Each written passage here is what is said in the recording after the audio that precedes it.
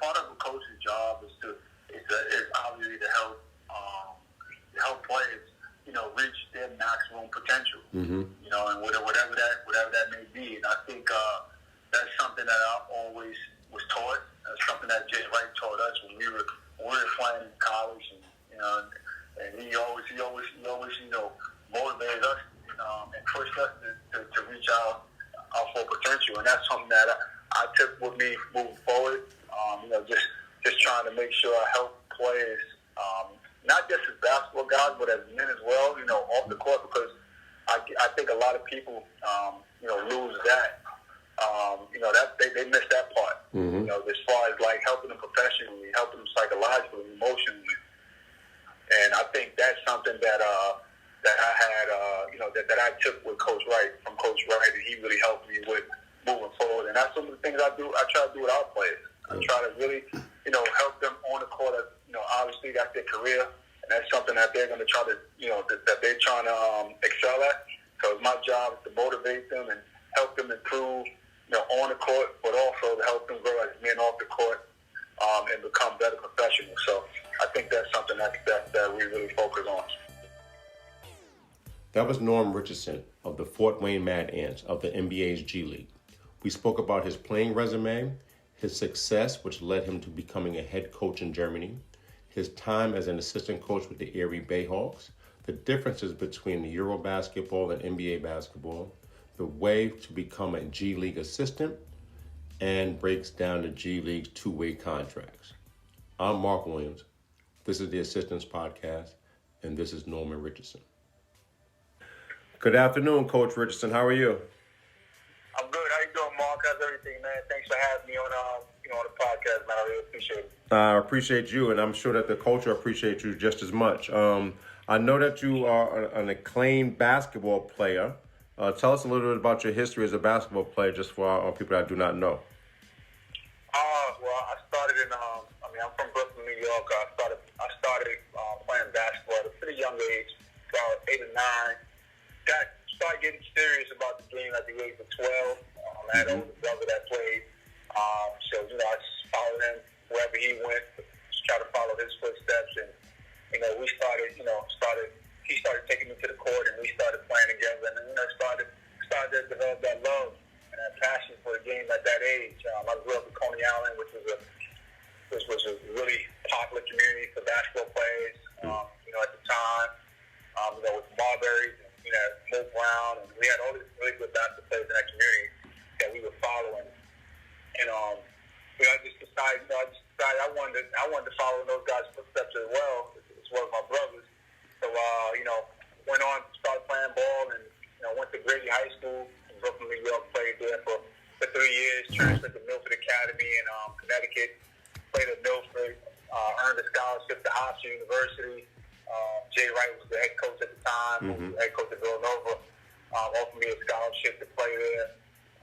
Had some really good players, played Steve Claxton, Jay Hernandez, and other kids, some really good players at Hofstra. Was there for 4 years.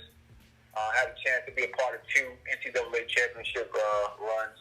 We won a conference championship in 2000, 2001, and then following that, had the opportunity to play in the NBA with the Indiana Pacers and Chicago Bulls, and then played another eight seasons in Europe. So, and in the D League. So I've been around the block. Had a lot of experience. In the professional rank as a player, and that's basically it. So you're probably one of the few people from New York, at least, that went public school, prep school, college locally, then you made it to the league. How was the transition coming from New York City to the league as far as the basketball is concerned? Well, obviously, it's most people that play, it's their dream to make it to the NBA, and it was it wasn't my dream early on.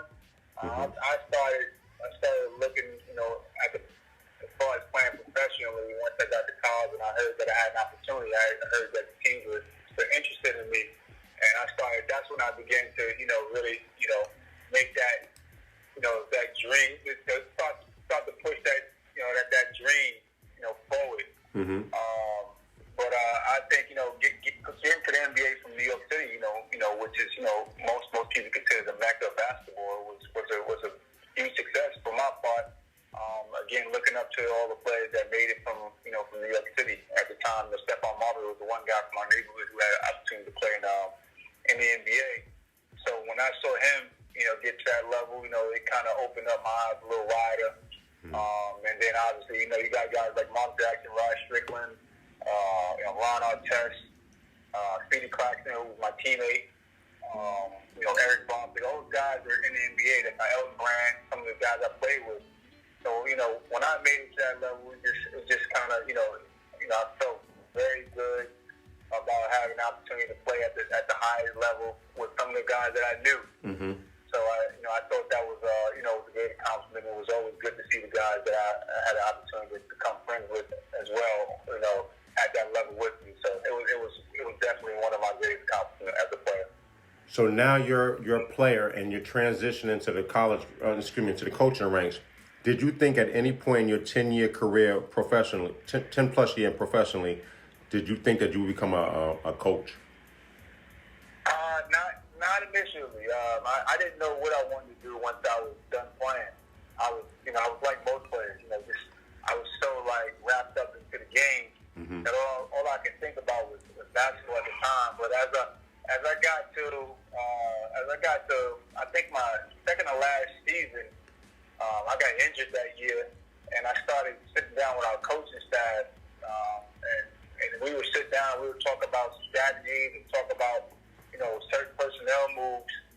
I started to, gain a little appetite, for coaching. I thought that was I actually thought that was more fun, being on that side than it was as a player, just because, for me, playing, it started to take a toll on my body.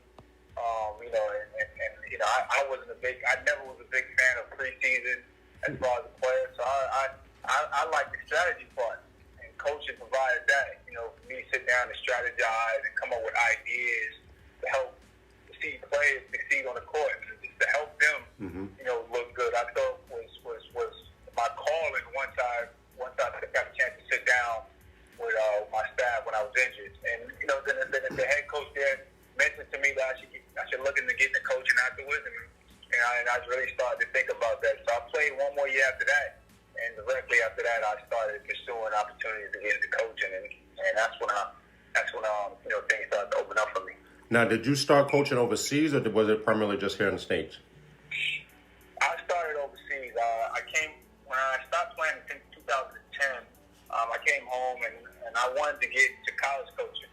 Mm-hmm. So I went around to several colleges just to meet with people that I knew, sit down and watch practices, and I was looking to see can I get on at that level. I didn't understand the business and how and what it took to get an opportunity at that level.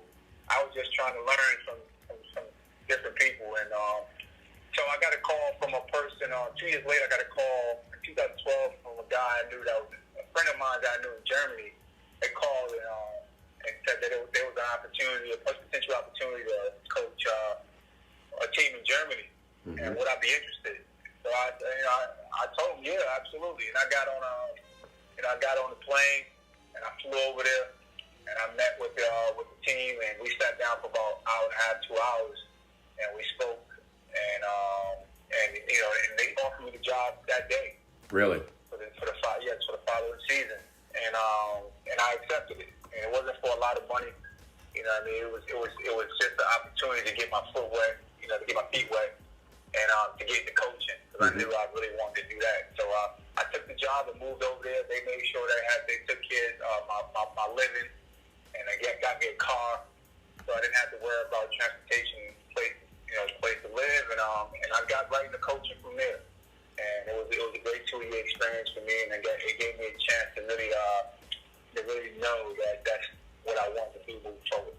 Now, how did you get back? Well, before we get to that, what was the difference as far as European basketball compared to American basketball? Because there's obviously a stark difference in style of play, physicality, and things of those natures. How were you able to adapt your New York City's ability in playing to overseas coaching?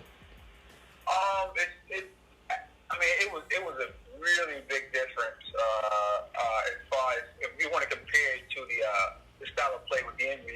Yes, NBA. In basketball. As far as what I was accustomed to, it wasn't much of a difference because I just finished playing in Europe, so I had an idea on how the game was played, on the things that needed to be done. Because again, I played most of my career in Europe. Mm-hmm. But the difference in European basketball in comparison to the NBA at that time was a huge difference. As far as you talk about spacing, talk about the lane line mm-hmm. and things of that nature. It just was a different type of game. The NBA was predicated more on isolation basketball and right. superstar basketball. When in Europe, it was more team basketball, more player movement, ball movement, and you really playing in a true system. Not saying the NBA don't have systems. This is more isolation. It was more star driven right. than opposed to Europe. So now I think the NBA is trying to move more in that direction, the European direction, where they're trying to get more player movement and ball movement. Mm-hmm. Teams that have the most assists are the most successful. So, but back then, that was the biggest difference, just the space and the way the way the Europeans play as far as ball movement and playing unselfish was the biggest difference compared from the NBA to Europe. Now, you're headed back to the States. How did you get into coaching in the G League at that? Oh, not G League, D League at that particular time. How did you get into that realm of coaching?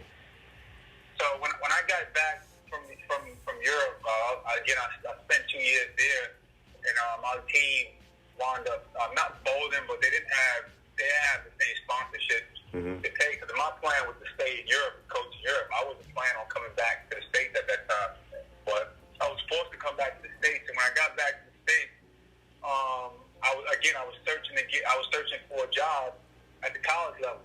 Mm-hmm. And I went to sit down with Jay Wright and Villanova, and he let me mirror that program. He was obviously giving me some tips and some pointers on how to go about how to get to the college level at the time, like from a business standpoint.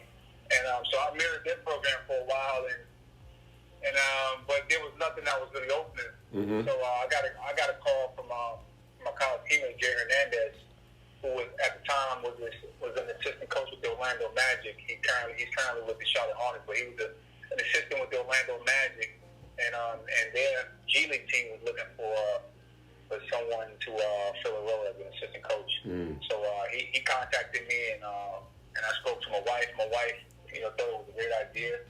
So I wound up reaching out to the guys from the Magic, and they contacted me, and they went through an interview process. And and they wound up offering me the position with the Erie Bayhawks, and that's how I got into the G League at the time. Wow, you like it? Not that I expect you to say otherwise, but you like it? I mean, it was totally new. All right. Again, I've been away from the NBA game for so long that it was almost like I had to relearn, the entire, terminology. Entire new game, right? Because I wasn't privy to the terminology. I wasn't privy to how the NBA game was being played at that time because I wasn't really following it, paying attention to it. Right. Not like I was when I was younger. When I got there, it was I had to really learn, relearn the entire way the game was being played and how it was being taught. So it was a great experience for me, and I had a great staff that really was patient, helped me, along the way. So you're running sets, and they're calling floppy and or horns, and you're like, what the hell, probably. Yeah, it's crazy. It was more.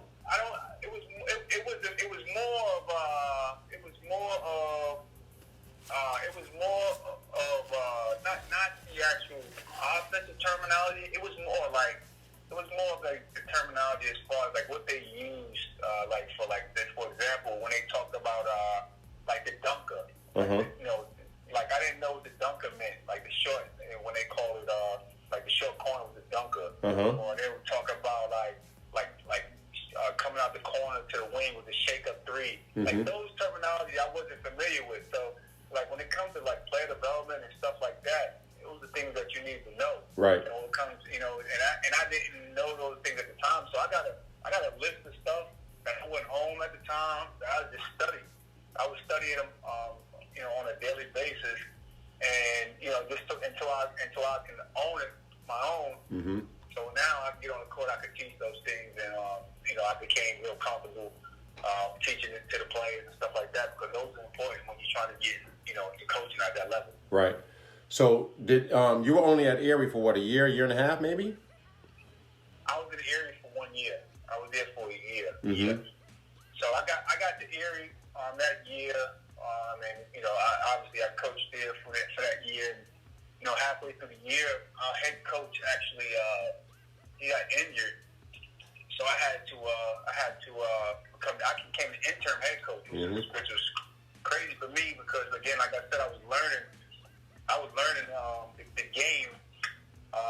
On this side, the NBA game, and then I became a head coach as I was learning. So it was moving so fast. It moved so fast for me that I had to like take a step back and really grasp, what I was doing. And it was a very challenging time, but at the same time, it really helped me grow so much quicker. You know what I mean? Just having that experience and getting an opportunity to be a head guy. Even though I was fairly new to coaching on this side of the world. Right. But I think that's probably a tribute to you and your ability to relate to the players, and also your X's and O's from the European. You learn from Europe. Yeah, I agree. I think having the opportunity to obviously play for so many years and have a feel for how a locker room is, I thought it helped, because I was able to connect with the players, and the players respected me. Mm-hmm. So I thought that helped. Even though I was inexperienced at the time, I thought that was something that really helped. Also, again, being in Europe and learning how to put a team together, right. I thought was big for me as well. So those things I will always say was invaluable, lessons that I couldn't pay for. Those are things that you have to go to and experience on your own to really, understand how helpful that's going to be. Yes, I agree. To you moving forward. You know what I'm saying? So then you moved to Indiana. Well, no, not necessarily Indiana. Indiana, Fort Wayne. Yeah, Fort Wayne, Indiana. Yes. How has that transition been from the area, from Pennsylvania to the Midwest?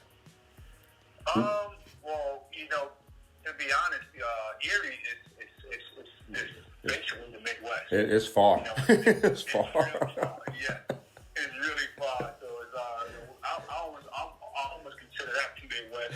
I tell you what, it's colder than Indiana, that's for sure. You got that water. That's for sure. Yeah, it's cold. It got that Erie Lake effect. But one thing I would say is, I played with the Pacers, so when they offered me an opportunity, with their G League team, it felt like I was going back home, because I was familiar with a lot of the the Pacers in general. Mm-hmm. I was familiar with some of the people that was in the organization, so it kind of helped. Me my transition with going back, just because I was familiar with a lot of stuff that was going on.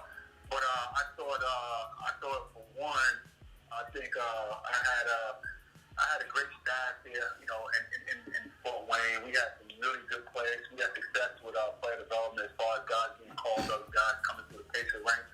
So I thought that helped a ton. And also, I thought we had some guys that's been there for a long time. The Pacers do a great job of keeping guys, in their system for years. So, everyone becomes familiar with one another, and everyone works well with one another. So I thought that transition was pretty easy for me to move to the Pacers. So what would you think, what is your ultimate job, you think? And I say that from this standpoint, because you're a player, a former player, reached the highest level. Do you think that your job is to motivate the next level of player, the next generation of player? I think that's part of our job. It's part of our job. Part of a coach's job is obviously to help players, reach their maximum potential. Mm-hmm. And whatever that may be. And I think that's something that I always was taught. That's something that Jay Wright taught us when we were playing in college, and he always motivated us and pushed us to reach our full potential, and that's something that I took with me moving forward. Just trying to make sure I help players, not just as basketball guys, but as men as well. Off the court, because I think a lot of people, lose that.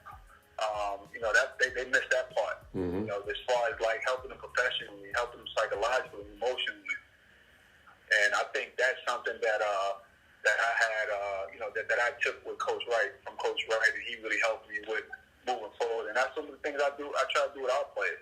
I try to really, help them on the court.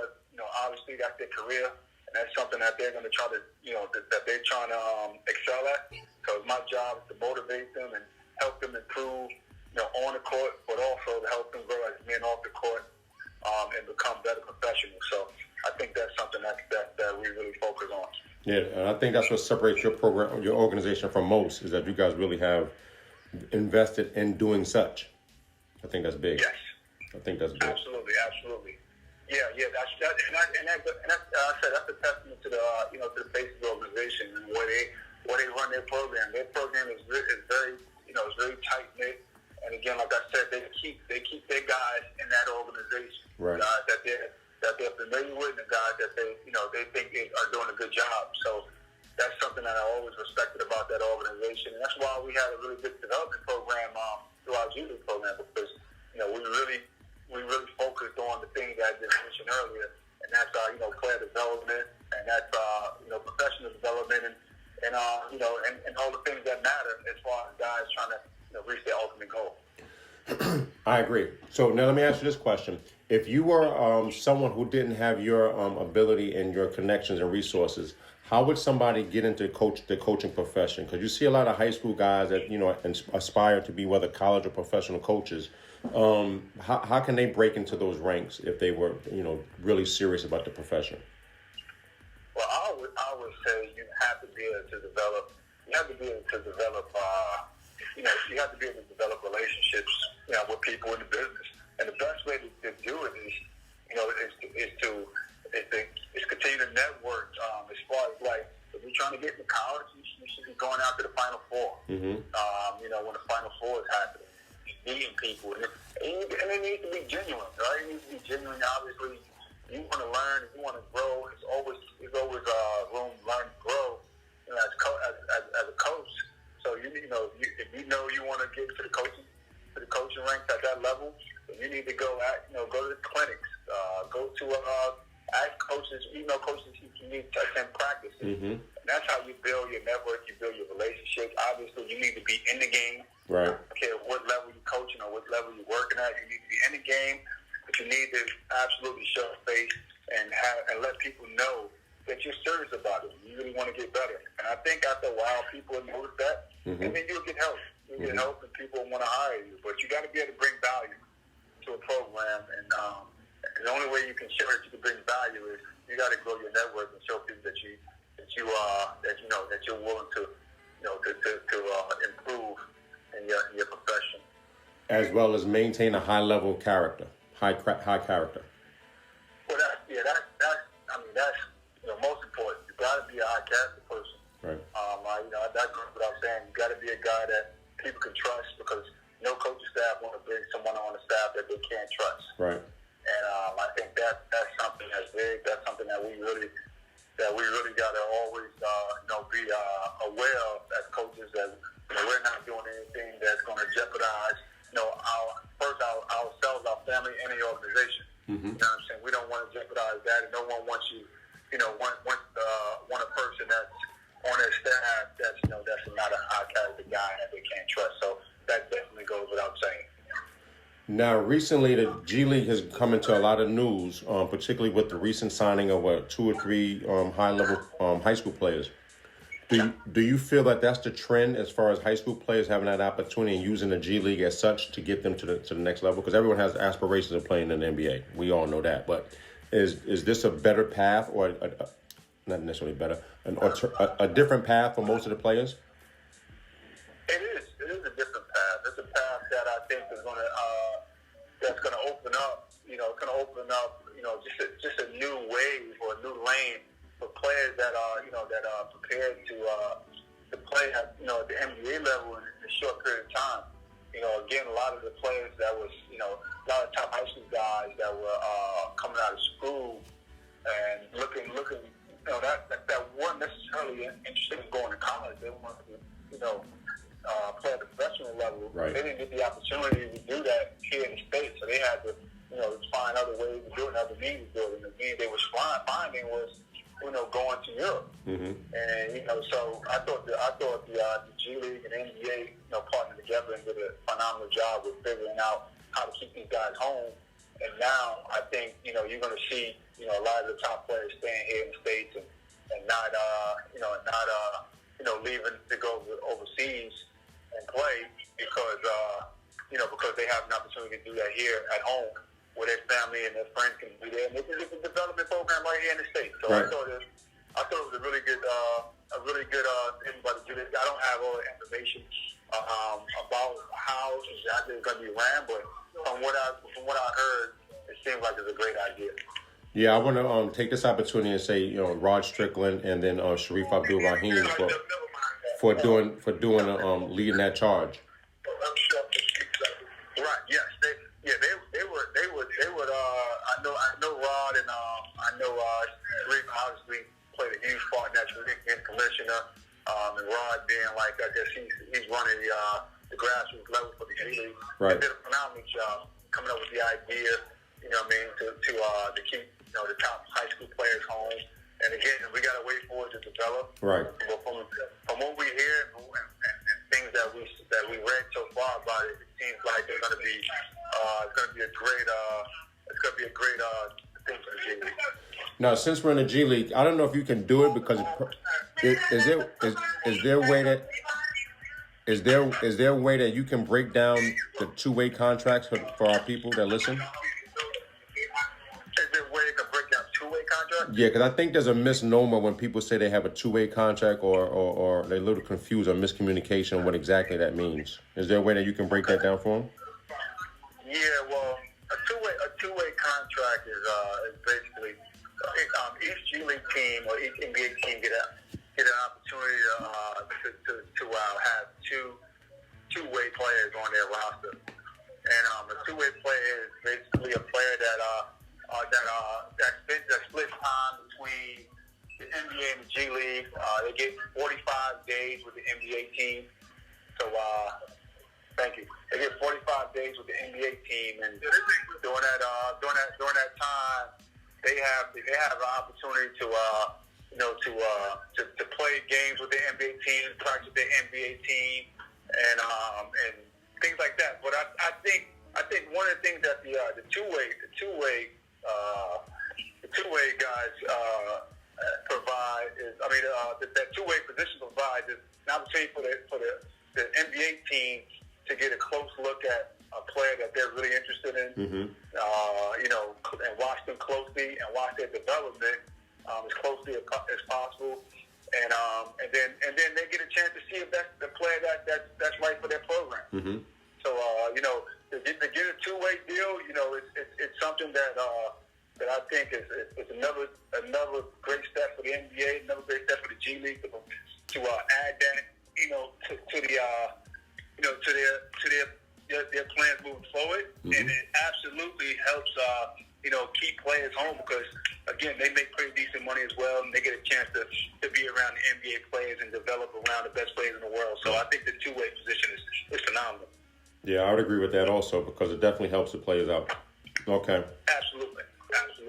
No doubt about it. Well, that's about it. I want to thank you for the opportunity. I'm sure that our listeners feel the same way, and I appreciate you. Thanks, Mark. I really appreciate it, man. Thanks for having me on, man, and I look forward to seeing you, man, sometime in the future, brother. You got it, man. Be safe out there. Thank you, man. All right. Later.